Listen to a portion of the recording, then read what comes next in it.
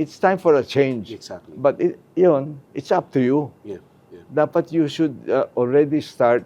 And to me, the most important election in this country is the barangay elections. You know, when we talk about democracy and so on, we talk about solidarity. You know, we same vision, and we talk about subsidiarity, right? Which means that the power should be as close to the people as possible Okay. in order to really have real change. Yeah. Yeah. So, ang importanteng sa akin eleksyon is the barangay elections. If the poor, the 58.4%, control the barangays, forget about yung mga ayuda. Oo. Basta yung iniisip nyo yung bayan at saka yung mga kapwa ninyo, then you have the power.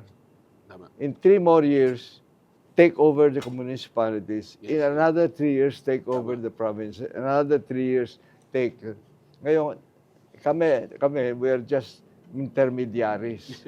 When the people already have acquired the power, we step back Yeah. because we will have a new generation of leaders who come from the poor. Tama. And that's when we're going to have real change in this country. But that hasn't been happening since 87. That's why we should go to the people now Yeah. and say, hindi ba kayo nagsasawa Yeah. Oo. na yung mga political Paulit-ulit. dynasties, they get more power, they get more money, yung mayaman sila, luwalakas silang politically. Tsaka dyan nagsisimula ang... Kayo na iwan, Yeah. di ba? Dyan yung power ng dynasty, it's in the local. The dynasties, that's where they grow.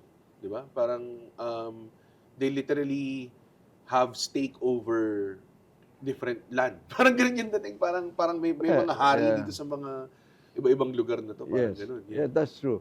But you know, yung it has to start from the poor Yeah. themselves Yeah. to take Yeah. power. Sa akin, no? Na forget yung temporary or short-term advantage of a ayuda for a rich clan and so on. And think of your children and your grandchildren.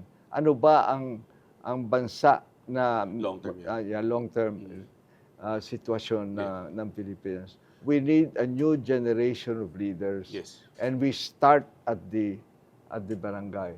What happened during the pandemic is a lesson to us, di ba? Yeah, yeah. What happened? In the pandemic, in the communities, nagtulungan ng tao, Yeah. the people with the means, they help those who were in need. Yeah. In other words, transformation can start from the bottom up Yeah. rather than we're looking for that angel of hope who will be president na transformation from top to bottom. No. Transformation should be from the bottom up. And that's how you'll be able to have a real democracy and it will last Yeah. because it's based Oo. on the people power.